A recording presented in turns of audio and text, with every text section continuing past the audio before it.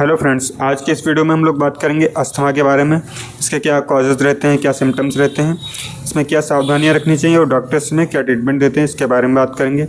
Asthma वो condition होती है जब हमारी सांस नली में सूजन आ जाती है या फिर इन्फेक्शन रहता है, रेस्पिरेटरी ट्रैक्ट जो रहती हैं वो पतली हो जाती है, नलियाँ जो होती है उस कंडीशन में जो सांस लेने में समस्या रहती है, बार बार खांसी आती है, उस कंडीशन को अस्थमा बोला जाता है। बात करेंगे इसके कॉजेज़ के बारे में, किसके क्या क्या कॉजेज़ रहते हैं।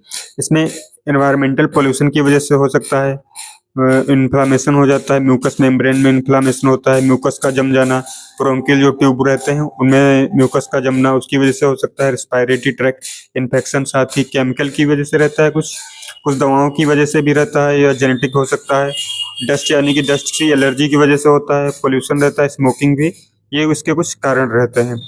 बात करेंगे इसके सिम्टम्स के बारे में। इसके जो मेन सिम्टम्स रहते हैं, शॉर्टनेस ऑफ ब्रीथ यानी कि सांस फूलना, सांस लेने में समस्या रहती है, व्हीजिंग साउंड यानी कि गले में घरघराहट साउंड, अजीब सा साउंड रहता है, खांसी रहती है, जुकाम रहता है, चेस्ट में पेन रहता है या चेस्ट में टाइटनेस सा रहता है और कुछ कमजोरी या थकावट रहती है। बात करेंगे इसमें क्या क्या आपको सावधानियां रखनी है। इसमें आपको फ्लूइड इंटेक ज़्यादा करना यानी कि लिक्विड वाली चीज़ें ज़्यादा लेनी ताकि म्यूकस लूज होकर बाहर निकल सके। साथ ही आपको नेबुलाइज करवाना है, दिन में 2-3 बार आपको नेबुलाइज एस्थालिन ब्यूटी गार्ड के साथ नेबुलाइज कराएं पेशेंट को। और उसको टेंशन फ्री रहना है क्योंकि टेंशन लेने से अस्थमा अटैक भी कर सकता है। साथ ही शांत माहौल में रहें जहाँ ऑक्सीजन मिल सके। साथ ही इसको आपको ठंडी चीज़ों से बचना है, बॉयल पानी पिएं, उबला पानी पिएं, ये इसके कुछ सावधानियां रखनी है आपको। बात करेंगे ट्रीटमेंट के बारे में। अस्थमा में डॉक्टर्स ट्रीटमेंट क्या देते हैं। इसमें आपको डेरिफाइलिन या डोक्सोफाइलिन, एसिब्रोकाइंड यम यानी कि एसिब्रोफाइलिन, डेरिफाइलिन 150 या 300 इसमें से कोई एक दी जाती है, डोक्सोफाइलिन 400 mg या फिर एसिब्रोफाइलिन। डॉक्टर्स में कोई भी एक या दो दे सकते हैं पेशेंट की कंडीशन को देखते हुए।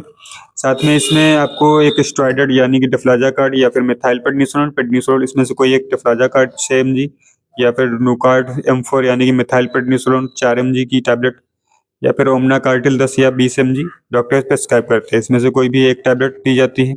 इसके साथ ही आप एक एंटीबायोटिक डॉक्टर देते हैं जो कि एजिथ्रोमाइसिन या एमॉक्सिसिलिन, कोई भी एक एंटीबायोटिक देना रहता है।